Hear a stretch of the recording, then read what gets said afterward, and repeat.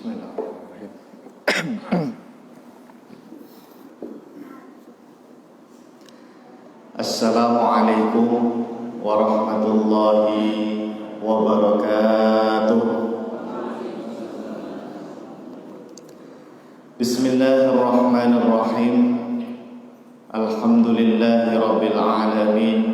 Wa bihi nasta'inu ala umurid dunya waddin.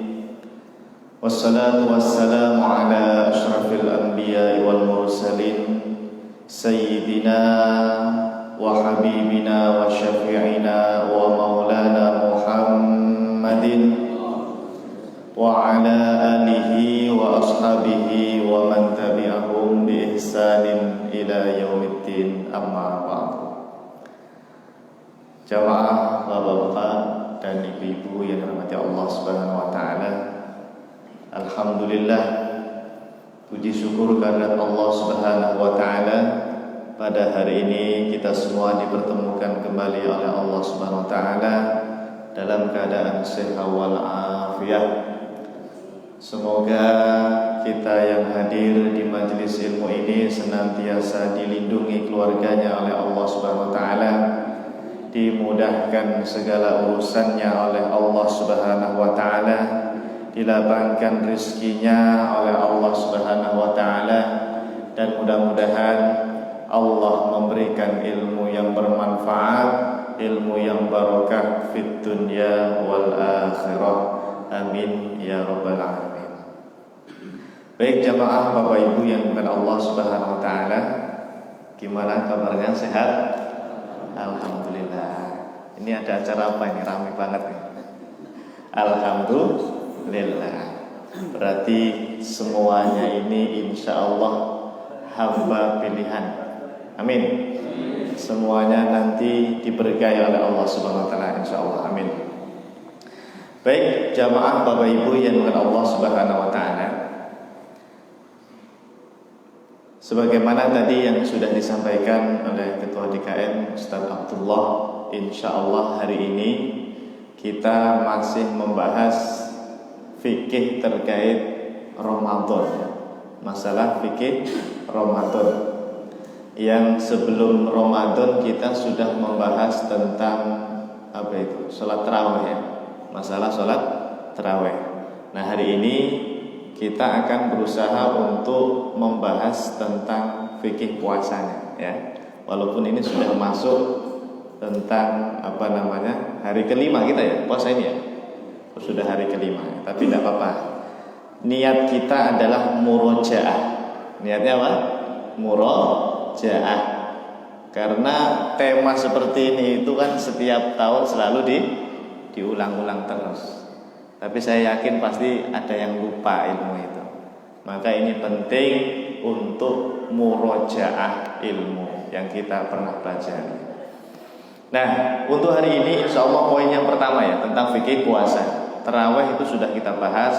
Barangkali nanti kita bahas pertemuan berikutnya masalah witir, iktikaf, baru nanti tentang zakat fitrah. Mudah-mudahan bisa selesai selama Ramadan. Jadi untuk kitab takribnya Bapak Ibu kita pending dulu ya. Kita jeda dulu, nanti lanjut lagi bab takrib untuk bab sholat ya setelah Ramadan insya Allah. Baik, sebelum kita bahas masalah fikih puasa, mari kita hadiahkan surah Al-Fatihah untuk para ulama kita, ulama 4 madhab, khususnya para ulama Syafi'iyah.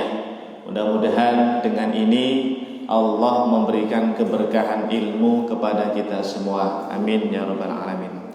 Bismillahirrahmanirrahim. Ila hadratin Nabil Mustafa Muhammadin sallallahu alaihi wasallam wa alihi wa ashabihi wa azwajihi wa dzurriyyatihi. Thumma ila jami' ulama'il madhahibil arba'ah wa nakhusu khususan ila ruh al-imam Syafi'i wal imam Rafi'i wal imam Nawawi wal imam Ibn Hajar al-Haytami wal imam Ar-Ramli wal imam Abi Syuja' ghafarallahu dhunubahum wa satara ayubahum syai'un lillahi lahumul Fatihah.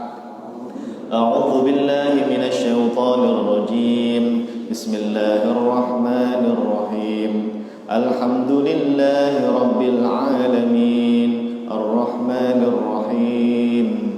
Maliki yaumiddin. Iyyaka na'budu wa iyyaka nasta'in. Ihdinas siratal mustaqim. Siratal ladzina an'amta 'alaihim ghairil maghdubi 'alaihim waladdallin. Amin. Terima kasih. Baik jamaah Bapak Ibu yang dimuliakan Allah Subhanahu wa taala. Kita akan mengawali pembahasan terkait masalah niat.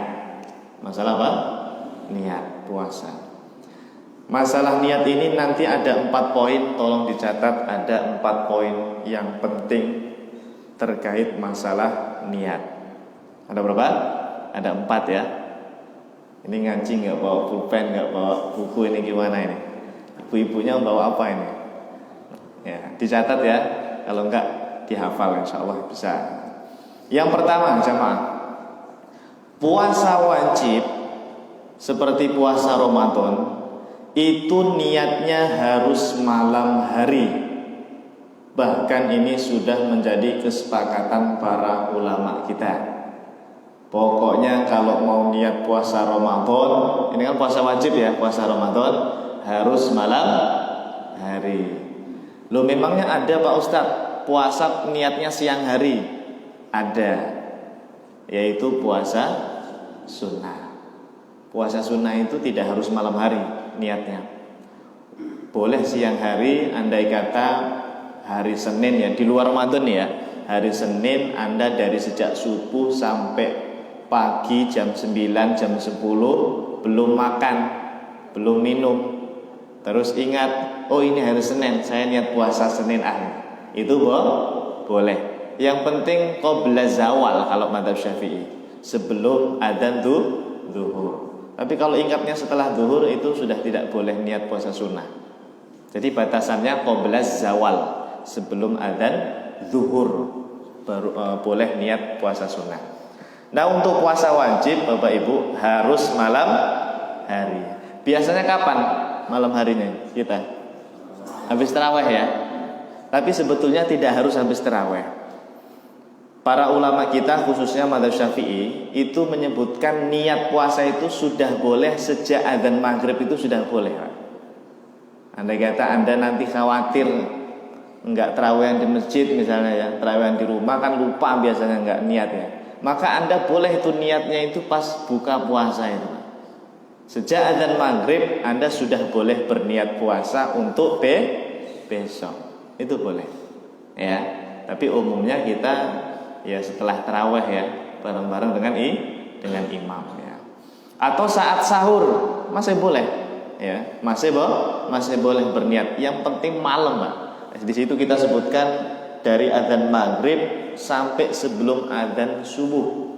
Sampai sebelum adzan subuh. Kalau ada pertanyaan begini, Pak Ustadz, saya sejak maghrib sampai adzan subuh itu lupa niat. Lupa niat. Niatnya pas adzan subuh, pas adzan subuh baru ingat misalnya. Ini kebangetan sekali nih ya. Mungkin dia nggak terawehan apa gimana. Terus mungkin nggak sahur atau gimana, kesiangan bangunnya ya. Jadi betul-betul nggak niat ya. Baru niat itu pas adzan subuh. Sah apa enggak? Kalau menurut madzhab Syafi'i, bahkan setahu saya 4 madzhab, puasanya tidak sah, Pak. Karena niatnya itu bukan malam itu, Pak. Kalau sudah adzan subuh itu sudah terbit fajar, itu sudah bukan malam lagi. Jadi kalau niatnya pas bertepatan dengan adzan subuh baru niat, maka puasanya tidak sah jamaah. Ya, hati-hati nih masalah niat. Penting nggak ini? Penting sekali. Ya, jangan sampai kita niatnya kelupaan sampai adzan subuh. Karena kalau sudah adzan subuh sudah tidak boleh lagi. Nah, biar berkah kita baca dulu masalah niat puasa itu harus malam hari, yaitu dalam kitab Al-Majmu' Syarah Al-Muhadzab. Ada siapa yang mau membacakan? Ya, silakan. Ustaz Sefa ya, alhamdulillah. Kitab Al-Majmu' Syarah Al-Muhadzab ya. Mudah-mudahan semuanya dapat berkahnya ilmunya Imam Nawawi ya. Amin. Ya, silakan Ustaz Sefa. Bismillahirrahmanirrahim.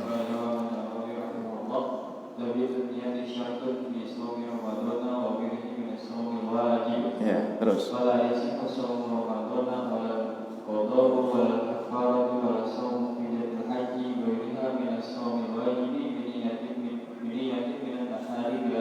Ya. Tabyitun niyati syartun fi shaumi ramadhana wa ghairihi minas shaumi al-wajibi. Jadi tabyitun niyah. Apa itu tabyit, Pak? Tadi niat pada malam hari. Tabyit itu mabit itu loh. Mabit itu kan menginap malam hari, mabit ya. Nah, berarti niat itu harus malam. Tabyitun niyah itu syarat sah. Ya, kalau dalam mazhab Syafi'i ya menyebutkan rukun dia, ya termasuk rukun atau langsung harus malam hari lah gitu. Di sini disebutkan syartun fi shaumi Ramadan, syarat sah untuk puasa Ramadan atau puasa yang wajib. Nah, ini kitab Al-Majmu' Syarah Al-Muhadzab. Poin pertama sudah paham ya? Pokoknya harus malam hari. Poin kedua, niat puasa untuk Ramadan itu harus setiap malam diperbaharui. Maksudnya apa, Pak Ustadz? Dalam madhab jumhur itu adalah Hanafi, Syafi'i, Hambali. Itu Pak tidak boleh, bahkan tidak sah kalau ada orang di awal Ramadan niatnya begini, nawaitu sauma apa? Sauma Ramadan jami'ihi atau kulihi, biasanya begitu. Saya niat puasa Ramadan semuanya, seluruhnya satu bulan. Besok-besok nggak niat lagi, Pak. Nah, yang seperti ini tidak boleh. Menurut siapa? 3 mazhab. Hanafi, Syafi'i, Hambali tidak boleh, Pak. Niat 1 bulan itu tidak boleh. Ya. Jadi harus apa? Harus tiap malam. Malam ini nanti niat lagi, besok malam niat lagi, besok malamnya lagi niat lagi. Artinya niat itu harus diperbaharui setiap malam. Nah, ini catat 3 mazhab. Hanafi, Syafi'i, Hambali. Tapi nanti ada 1 mazhab jamaah, yaitu mazhabnya Imam Malik bin Anas. Siapa ini Imam Malik? Gurunya Imam Syafi'i ya, pendiri mazhab Maliki. Kalau mazhab Maliki itu boleh jamaah. Anda niat puasa Ramadan di awal Ramadan itu mengatakan dalam hati, saya niat puasa Ramadan 1 bulan full ya Allah. Itu boleh.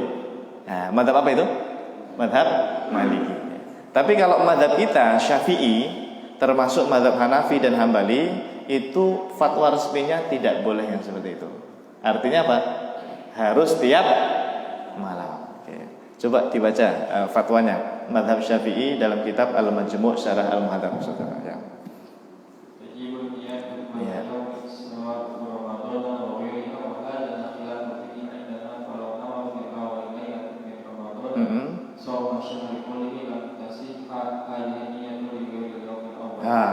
Jadi wajib berniat kulla yaum, setiap hari atau tiap malam. Kalau ada yang niatnya 1 bulan full, itu yang dianggap sah hari pertama saja menurut mazhab Syafi'i. Jadi hari kedua sampai hari terakhir jamaah itu dianggap tidak sah menurut mazhab Syafi'i. Fatwa resminya seperti itu. Ya, makanya kita tiap malam itu ya, tiap malam.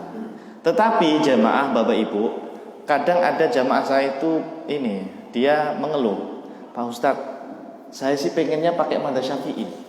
Pengennya pakai mazhab Syafi'i yang tiap malam harus niat. Tetapi kadang-kadang nih Pak Ustadz, saya ini kan ibu-ibu, 10 hari terakhir tuh kadang-kadang sibuk nyari baju lebaran. Biasanya gitu ya Bu ya. Biasanya. Kalau di sini mah enggak, insya Allah enggak. Kadang-kadang lupa nih niat malamnya. Gimana ini Pak Ustadz? Nah, saya temukan Bapak Ibu sebuah kitab dalam mazhab Syafi'i, namanya kitab Nihayatuz Zain. Apa? Catat, kitab Nihayatuz Zain. Karya siapa ini?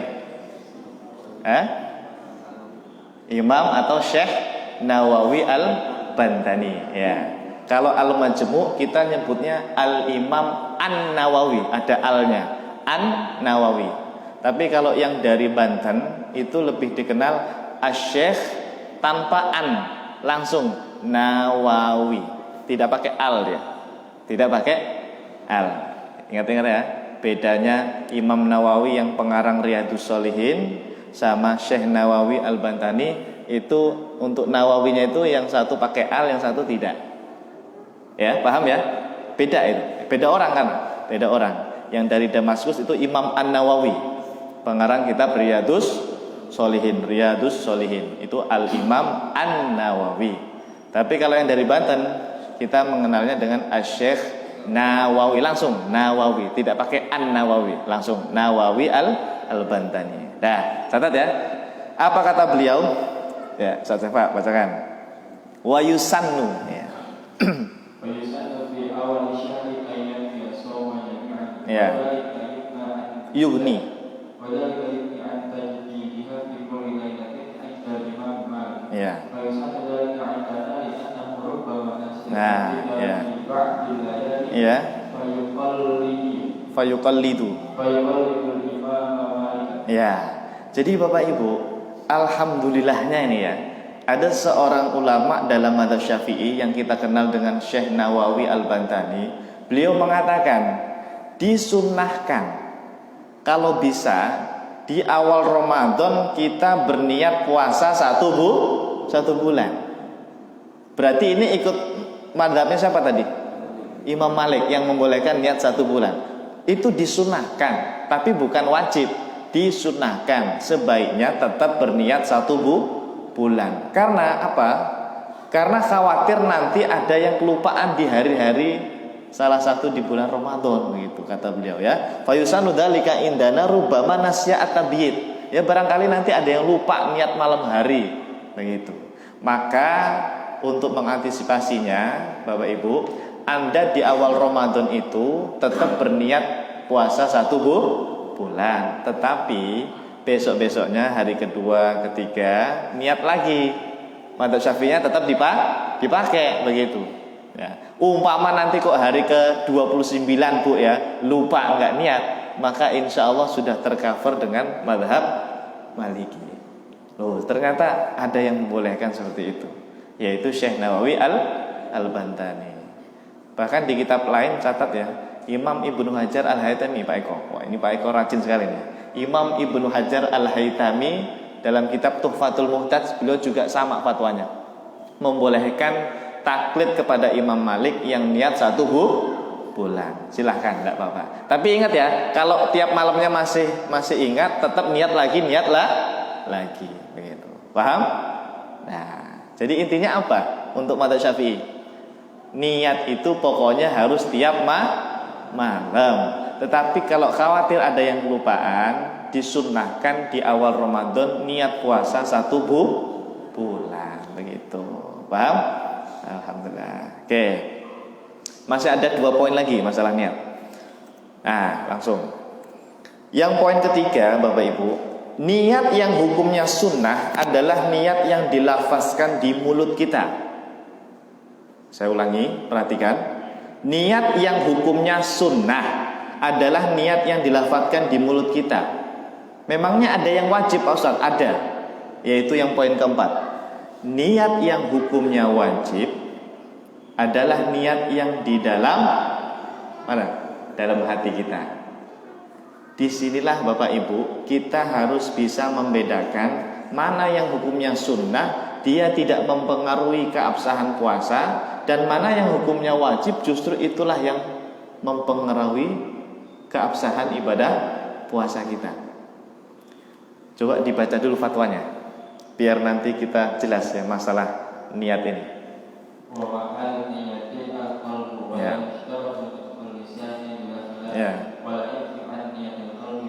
Ya. Ya. Jadi kata Imam An-Nawawi rahimahullah, Bapak Ibu, wa mahallun niyati al-qalbu. Tempat niat itu adalah di dalam hati. Wala yustaratu nutqul lisani bila khilaf. Memang tidak disyaratkan, tidak harus melafadzkan niat itu, tidak harus. Ini sepakat. Bila khilaf itu sepakat tanpa ada perbedaan. Wala yakfi. Nah ini Pak, poinnya di sini Bapak Ibu. Wala yakfi an niyatil qalbi. Wala yakfi, tidak cukup Pak, tidak sah kalau niat di mulut saja an niyatil qalbi, tanpa niat dalam hati. Nah, ini bahaya ini. Setiap malam nawaitu shauma ghadin an ada'i fardhi syahr ramadhani hadisanati lillahi ta'ala, tapi hatinya enggak niat, Pak. Ini layak fi. Tidak sah. Hati-hati. Terus gimana Pak Ustaz yang benar? Ya ini, walakin yustahabu at-talaffudzu ma'al qalbi. Nah, disunahkan, akan tetapi disunahkan melafadzkan niat, jangan lupa ma'al qalbi gitu. Niat juga di dalam hati. Jadi kesimpulan saya Bapak Ibu, kalau kita mau niat puasa Ramadan yang nawaitu shauma ghadin itu, kan bareng imam tuh ya. Kita ucapkan pakai mulut kan ya, Bu ya?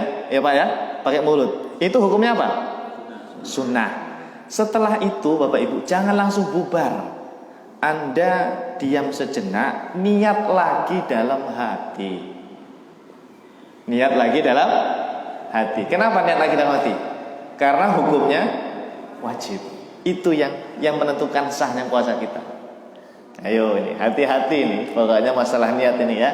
Kalau enggak tahu ilmunya bisa berbahaya nih, ya. Jadi saran saya Bapak Ibu, setelah kita baca nawaitu shauma ghadin bareng imam, setelah itu jangan langsung bubar. Diam sejenak, niat lagi dalam hati. Karena itu yang hukumnya wajib. Oke. Paham sampai sini? Alhamdulillah. Satu lagi, ini kan sudah selesai 4 poin ya untuk masalah niat. Saya ingin komentari masalah yang Ramadannya itu, Pak. Anda selama ini pakai Ramadona apa Ramadoni? Apa Rahmadani? Ngaku saja. Ramadannya itu nunnya Anda fathah atau Anda kasroh? Ngaku saja. Coba baca bareng-bareng. Biasanya gimana? Tanpa lihat ini. Nawaitu shauma ghadin an adai fardhi syahri Ramadana. Iya, biasanya Ramadana hadhis sanati lillahi ta'ala gitu ya. Berarti nunnya di fathah. Ya, begini Bapak Ibu. Sebetulnya kalau pertanyaannya ada 2 nanti ya. Kalau pertanyaannya Pak Ustadz, boleh nggak na sama ni itu sah nggak sih nanti niat puasa saya? Maka jawabannya tetap sah. Karena kan ini niat yang di mulut. Ya, Pak? Niat yang di mulut. Mau na mau ni terserah, tetap sah. Tapi kalau Anda nanyanya yang nomor 2 ini Pak, nanyanya begini Bapak Ibu, Pak Ustadz, yang betul secara kaidah tata bahasa Arab atau ilmu nahwu, itu yang betul yang mana? Nah baru saya jawab, yang betul ini Bu, Pak, Ramadannya nunnya di kasroh. Nawaitu shauma ghadin an adai fardhi syahri Ramadhani hadhis sanati. Nunnya di kasrah ya. Ramadhani hadhis sanati lillahi ta'ala. Itu yang tepat secara bahasa Arabnya atau secara ilmu nahwunya. Paham ya? Ya. Kemarin tuh ada yang WA saya sebelum Ramadan, Pak Ustadz, ini ada video seorang Ustadz bilangnya nggak boleh pakai Ramadana, harus Ramadhani. Berarti nggak sah dong? Bukan nggak sah, bukan tidak sah. Kalau pertanyaannya sah atau tidak, tetap sah Pak Bu, karena kan ini hukumnya sunnah yang di mulut itu tetap sah, tidak masalah. Tapi kalau pertanyaan mana yang lebih tepat secara bahasa Arab, maka kita jawab memang yang benar itu Ramadhani, nunnya di kasroh begitu. Nah sekarang tinggal jamaah Bapak Ibu nih, nanti malam mau yang pakai yang benar apa masih yang keliru? ya tergantung Pak Ustadz. Kalau ingat ya pakai yang Ramadhani ya. Kalau lupa Ramadona ya enggak apa-apa ya. Tapi biasakan mulai nanti malam, saran saya, karena ini penjelasannya ada di dalam kitab I'anatul Thalibin, penjelasan Fathul Mu'in Pak. Saya temukan tuh. Beliau menjelaskan lafadz Ramadan itu memang harus dibaca kasroh ya. Siapa yang tahu alasannya kenapa kok nggak boleh dibaca Ramadona tapi dibaca Ramadhani? Ya karena diidhofahkan. Hukum asalnya Ramadan itu dia termasuk isim apa? Nah betul, isim ghairu munsharif. Apa itu Pak Ustadz? Gorengan apa itu? Bukan gorengan itu Bapak Ibu.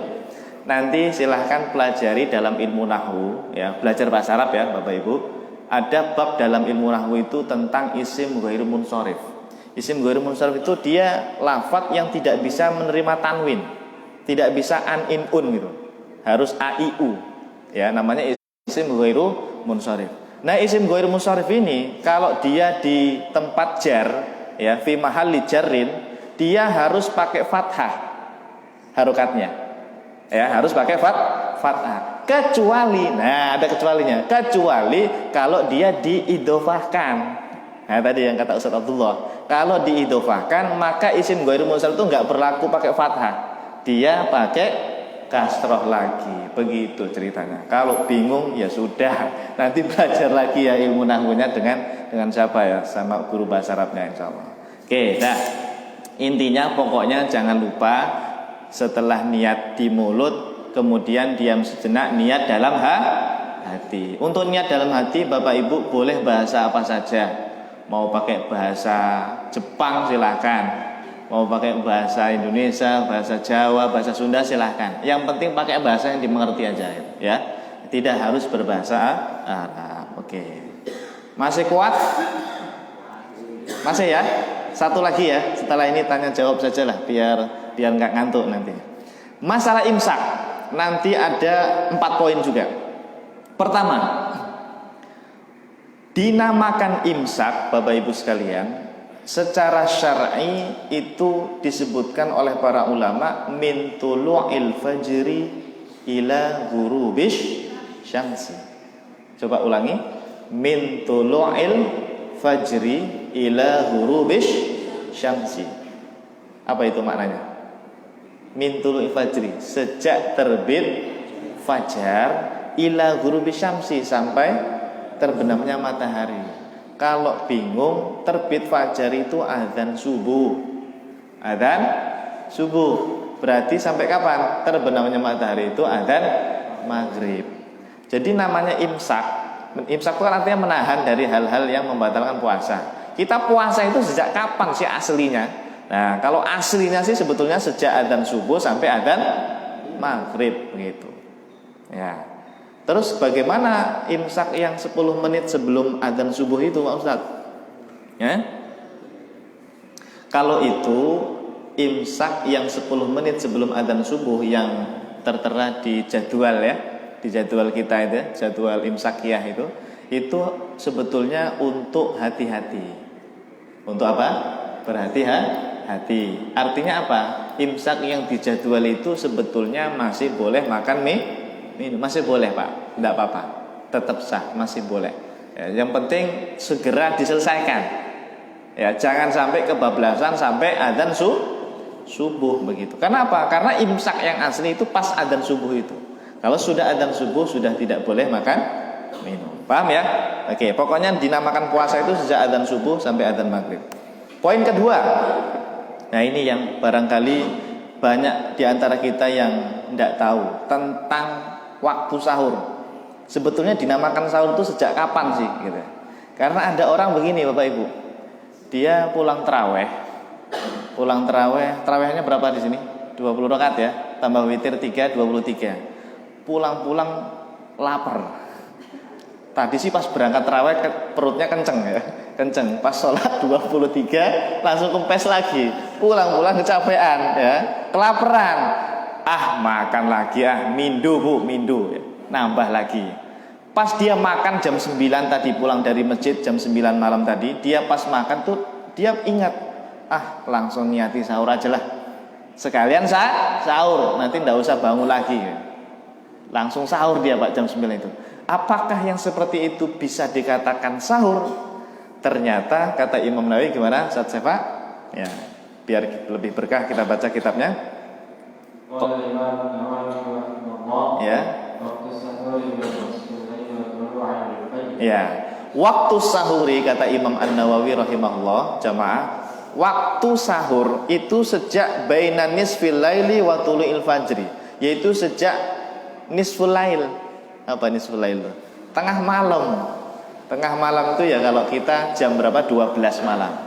Itu baru dinamakan sahur. Tapi kalau masih jam 9, 10, jam 11, setengah 12, itu bukan sahur, namanya mindo tadi loh. Ya, bukan sahur. Dinamakan sahur itu kalau sudah lewat tengah malam. Berarti boleh itu Anda bangun setengah 1 misalnya, sahur boleh, silakan. Kalau nggak ngantuk ya.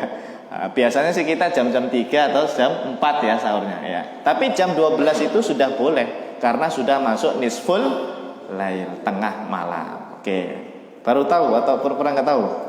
Alhamdulillah. Poin ketiga, langsung saja. Disunnahkan menyelesaikan sahur sebelum azan subuh. Kan ada sebuah hadis ya, menganjurkan untuk mengakhirkan makan sahur. Tadi kan kita sudah sebutkan ya, sahur itu pokoknya tengah malam sampai nanti azan subuh. Ada kesunahan mentakhirkan. Apa itu mentakhirkan? Mengakhirkan sahur, maksudnya jangan di awal, jangan jam 12, jangan jam 1, jangan jam 2, diakhirkan. Tetapi Pak Bu, diakhirkan itu bukan pas adzan subuh baru sahur. Itu mah bukan sahur, namanya sarapan. Ya, ternyata mengakhirkan sahur itu maksudnya adalah sebelum adzan subuh datang, kalau bisa sudah selesai. Bahkan Rasulullah SAW itu sahurnya, ya, kita itu hampir mirip dengan sahurnya Nabi Pak Bu. Tadi yang kita sebutkan jadwal imsak 10 menit sebelum adzan subuh, insya Allah itu sesuai sunnah Nabi.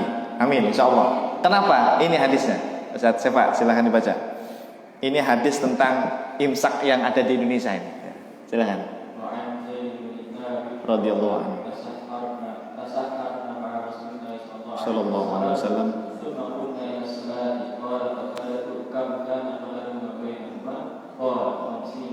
Rawahu. Ya, Bapak Ibu yang dimuliakan Allah SWT. Ternyata ada hadis Zaid bin Thabit radhiyallahu an. Suatu hari, perhatikan, beliau pernah sahur bersama Rasulullah sallallahu alaihi wasallam. Setelah sahur itu langsung ke masjid. Langsung ke masjid karena mau sholat subuh.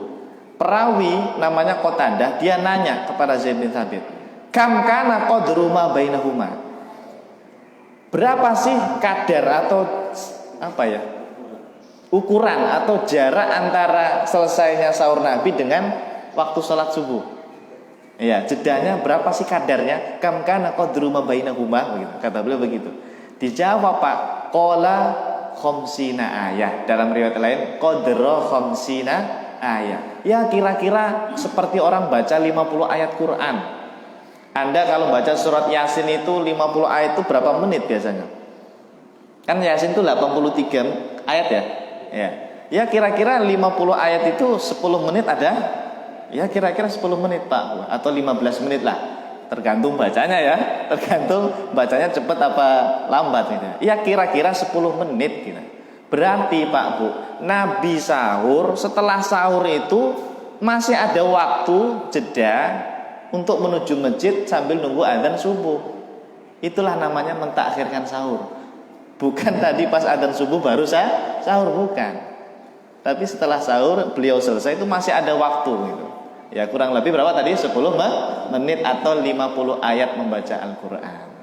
Itulah sahurnya Nabi Shallallahu Alaihi Wasallam. Perhatikan, insya Allah jadwal imsak kita itu sudah sesuai sunnah Nabi. 10 menit sebelum adzan subuh kita sudah selesai, siap-siap ke masjid begitu. Ya, makanya disunahkan selesai sahur sebelum adzan subuh. Kalau ada yang ngotot, jika masih makan minum, tuh poin keempat, perhatikan. Jika ada yang masih makan minum saat adzan subuh, jadi pas sahur Pak, dia lagi megang gorengan, apa? Gorengan ya, atau kopi, bawa kopi, lagi diserutup kopinya. Tiba-tiba dengar adzan subuh, waduh masih setengah gelas lagi nih. Allahu Akbar, Allahu Akbar. Gimana ya? Kalau diminum Pak, perhatikan, kalau diminum batolah saumuhu. Hati-hati. Apalagi gorengannya tadi udah nyangkut di gigi ya. Lagi ngunyah kok adzan subuh. Itu yang Anda kunyah itu Pak, tidak boleh ditelan. Sayang Pak Ustaz kalau dibuang. Saya telan nggak apa-apa ya. Kan udah di dalam mulut katanya gitu. Tidak boleh. Coba baca dulu fatwanya saat Sefa.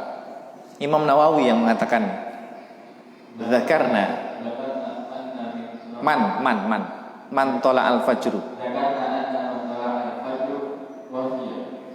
Ya. Falyalfithu wa yutimmu saumahu.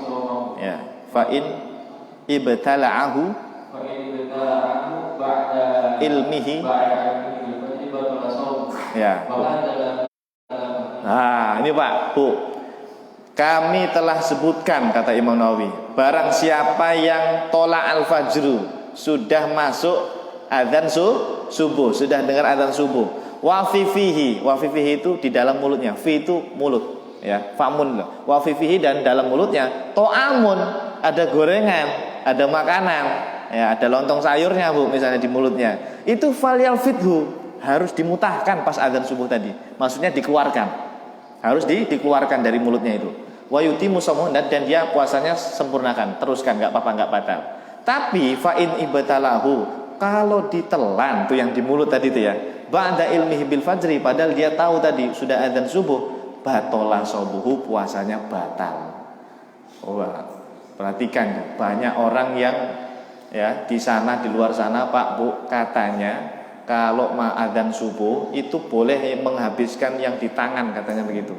Yang di mulut boleh dihabiskan. Itu puasanya batal ya. Harus kodok itu. Iya, kalau nggak kodok ya. Kalau nggak kodok itu dosa itu. Ya. Makanya kan belajar ilmu ini hukumnya wajib nih. Banyak orang mengira kalau adzan subuh masih boleh makan minum, tidak boleh. Itu wajib kodok, tidak boleh. Ya. Paling banter nanti dia protesnya pakai hadis ini, Pak. Ustaz, tadi Ustaz bilang nggak boleh makan minum dengar adzan subuh. Tapi saya pernah mendengar hadis sahih riwayat Imam Abu Daud.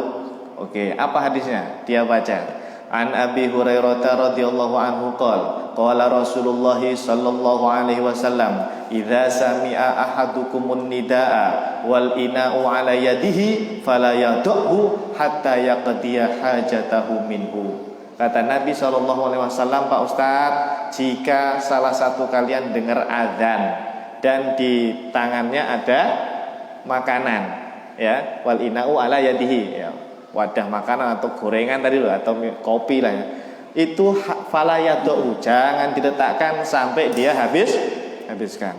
Hadisnya sahih loh itu, Pak Ustadz. Gitu. Ini Pak, ada loh Pak orang yang seperti itu, dia lanjut terus itu. Sahur sampai adzan subuh itu masih lanjut gara-gara ada hadis ini. Bagaimana Pak para ulama kita menjelaskannya? Gimana? Cara jawabnya gimana? Dulu sudah saya ajarin tahun lalu. Mudah-mudahan lupa semua. Gimana? Hadis ini bukan tentang adzan subuh Ramadan, bukan. Ada yang mengatakan ini itu kasusnya adalah adzannya Bilal yang tengah malam itu, yang jam 2, jam 3 membangunkan orang sholat malam. Itu Pak. Jadi bukan adzannya Ibnu Umi Maktum yang pas adzan subuh, bukan. Tidak boleh ya. Inilah pentingnya belajar syarah hadis dari para ulama. Tidak boleh baca hadis itu dipahami sendiri. Akhirnya keliru. Oh, berarti boleh ya makan sahur terjang saja adzan subuh enggak apa-apa ya. Itu enggak boleh seperti itu. Keliru itu cara memahaminya ya. Karena hadis itu bukan tentang adzan subuh. Nah, 4 madzhab itu sepakat tidak boleh kalau sudah adzan subuh. Hadisnya ini riwayat Imam Al-Hakim bahwa fajar itu ada 2, fajar yang masih boleh makan minum, ada fajar yang sudah tidak boleh makan minum, yaitu adzan subuh. Oke, alhamdulillah. Bapak Ibu yang dimuliakan Allah SWT, ini tentang niat dan imsak ini tolong dipegang terus ini. Ya, karena setiap tahun pasti terulang kembali ilmu ini. Mudah-mudahan bisa kita pahami dan bisa diamalkan ya. Poin niat ada 4, untuk masalah imsak juga ada 4. Paham? Ya, berikutnya mungkin sesi tanya jawab. Sebetulnya masih ada satu ini, pembatal puasa madzhab Syafi'i. Dicatat sajalah ya. Untuk penjelasannya tanya jawab saja. Silakan. Ustaz Abdullah atau siapa, silakan, barangkali ada yang ingin bertanya, monggo. Ya, silakan. Mengenai sholat tahajud nih, sholat tarawih, jadi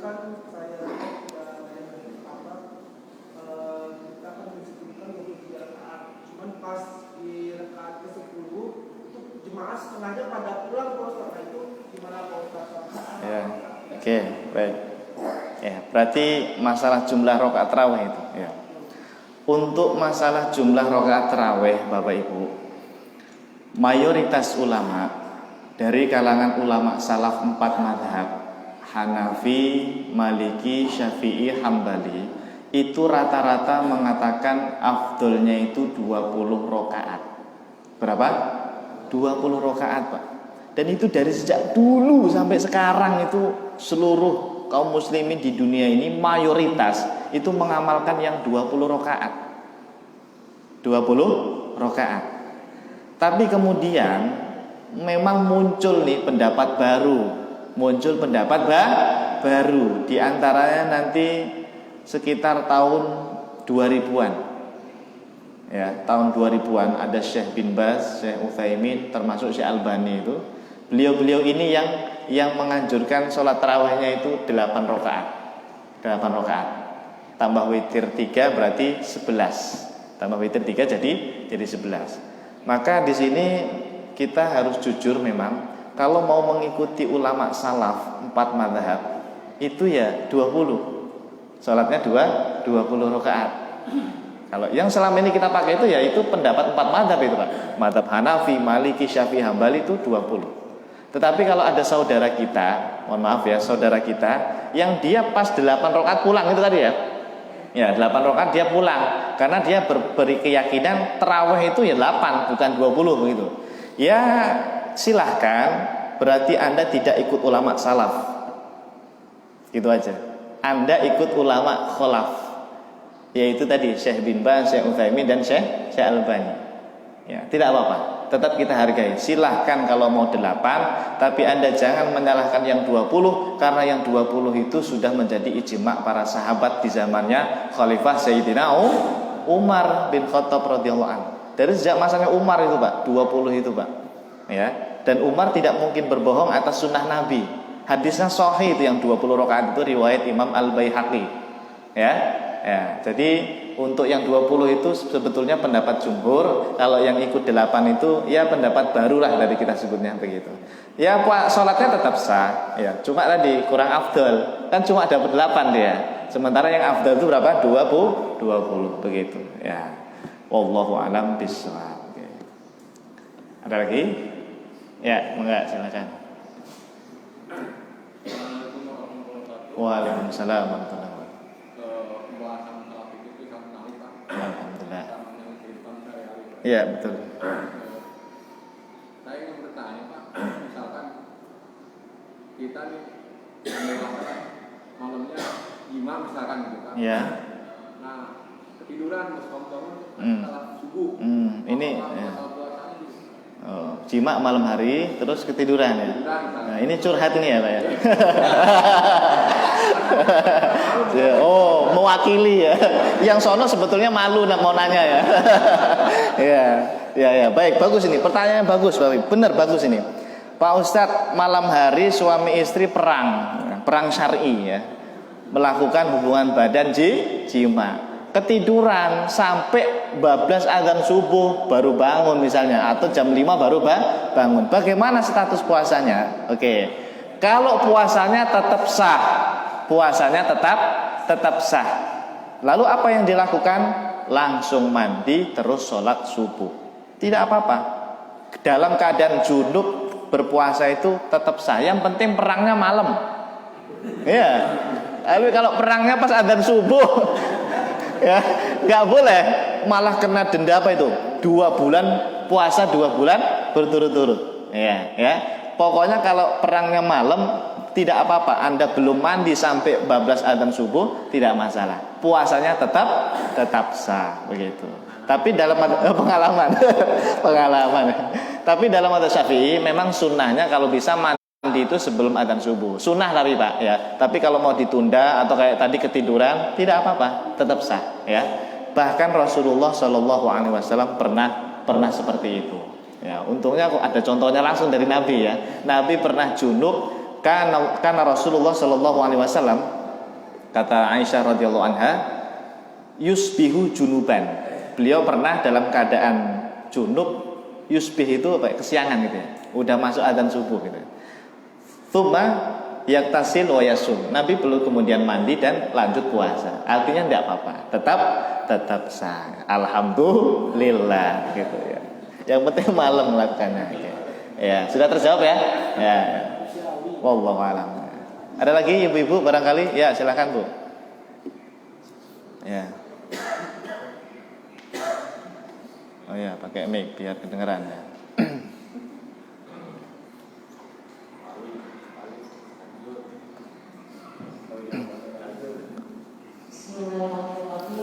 Assalamualaikum warahmatullahi wabarakatuh. Waalaikumsalam warahmatullahi wabarakatuh. Saya menanyakan Ya. ada berbeda tapi masih berhubungan dengan puasa Ya. mengenai fidyah. Fidyah ya. Kebetulan kan ibu saya sudah sepuh, sakit juga. Nah, saya kan ingin membayarkan fidyah. Ya. Karena sudah tahu selama Ramadan ini tidak bisa berpuasa, jadi tepatnya itu bayarnya kapan, berapa banyaknya, Ya. dan tepatnya itu ke siapa. Oke, baik ya. Ya, wassalamualaikum warahmatullahi wabarakatuh. Waalaikumsalam warahmatullahi wabarakatuh. Baik. Masalah membayar fidyah seperti membayarkan fidyah orang yang sudah tua renta ya, sudah sepuh yang tidak kuat puasa. Pertama, satu harinya kewajibannya yaitu sebesar 1 mud. Berarti kalau 30 hari 30 mud. Mud itu apa Pak Ustadz itu ya? Bukan berasnya di mud-mud, bukan. 1 mud itu Bu, itu di zaman Nabi. Kalau Anda bingung, punya beras zakat fitrah berapa itu? 3,5 liter kalau di sini ya. Anda punya 1 bungkus beras zakat fitrah, itu 4 mud itu. Berarti 1 mud itu 1/4-nya zakat fitrah. Maka mudahnya Bu, gampangnya, kalau Anda punya takaran zakat fitrah 3,5 liter, itu berarti bisa untuk bayar 4 hari. Bayarkan 4 harinya orang tuanya tadi itu. Tinggal dikalikan.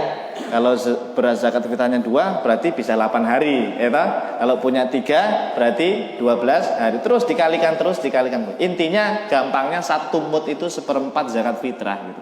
Sedikit Pak itu Pak, bayar fidyah itu.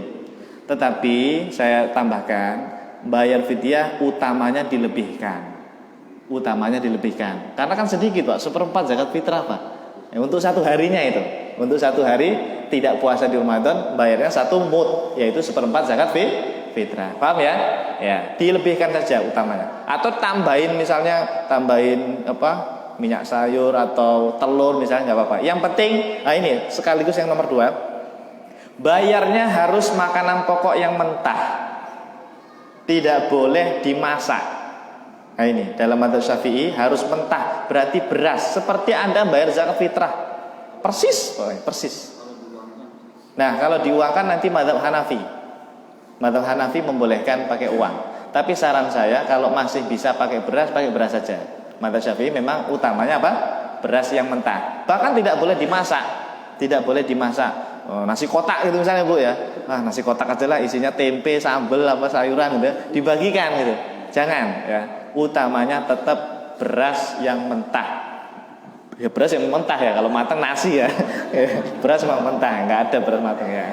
Oke, itu ya. Jadi takarannya 1 mud, terus harus makanan pokok yang mentah. Enggak, terus yang ketiga, bayarnya kapan?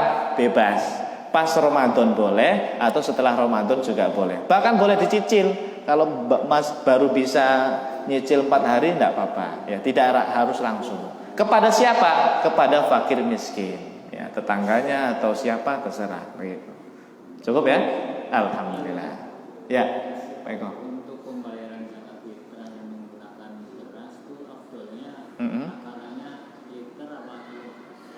Kalau itu bebas, mau liter mau kilogram. Karena yang penting itu 1 sok. 1 sok itu kan di zaman Nabi, bukan sok-sokan ya. 1 sok ya. 1 sok itu tadi 4 kali dari 1 mud. Nah kita ulama kontemporer Pak Bu, itu mereka agak sulit menentukan 1 sok itu. Ada yang pakai kilo, bilangnya 3 kilo, ada yang 3,5 kilo, ada yang pakai liter, ada yang 3 liter, ada yang 3,5 liter. Terserah mau pakai liter mau kilo. Yang penting itu dinamakan 1 sok begitu aja. Anda boleh merujuk ke pendapat siapa saja itu. Karena itu ijtihad ulama Borer gitu. Karena satu sok itu di zaman Nabi ya. Nah, kita konversinya di kilo atau liter, enggak apa-apa. Maka tadi ya lebih utama agak dilebihkan saja begitu ya. Wallahu a'lam. Cukup? Cukup ya? Alhamdulillah. Baik, terima kasih. Mudah-mudahan bermanfaat. Insya Allah nanti kalau ada pertemuan berikutnya kita bahas masalah qada fidyah, tidak apa-apa. Karena banyak itu masalah qada fidyah dia. Termasuk nanti masalah zakat fitrah juga kita bahas. Terima kasih, mudah-mudahan bermanfaat, ilmunya barokah untuk kita dan keluarga kita semua. Amin ya rabbal alamin. Mari kita berdoa bersama. Bismillahirrahmanirrahim. Alhamdulillahirabbil alamin. Allahumma shalli wa sallim ala sayyidina Muhammad wa ala ali sayyidina Muhammad. Allahumma anfa'na bima 'allamtana wa 'allimna ma yanfa'una wa zidna ilman nafi'a bi rahmatika ya arhamar rahimin. Rabbana ighfir lana dhunubana wa liwalidina warhamhum kama rabbawna shighara. Rabbana hab lana min azwajina wa dhurriyyatina qurrata a'yun waj'alna lil muttaqina imama. Rabbana atina fid dunya hasanah wa fil akhirati hasanah wa qina adzabannar. Wa sallallahu ala sayyidina Muhammadin nabiyil ummi wa ala alihi wa sahbihi wa baraka wa sallam. Subhana rabbika rabbil izzati amma yasifun wa salamun alal mursalin walhamdulillahi rabbil alamin. Subhanakallahumma bihamdika asyhadu an la ilaha illa anta astaghfiruka wa atubu ilaik. Terima kasih. Assalamualaikum warahmatullahi wabarakatuh.